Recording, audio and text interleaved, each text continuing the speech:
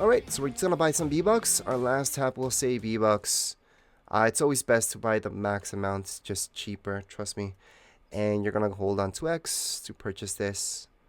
We're just gonna confirm. Once we confirm, it's just gonna process the payment. And there you go. My V-Bucks went from 3,850. I will see them going up in a bit once I go back to game. So as I go back to game, things have to refresh. On the top right hand corner of my screen, I saw that it went up to 17,350 V-Bucks. So I'm good to go for my next giveaways.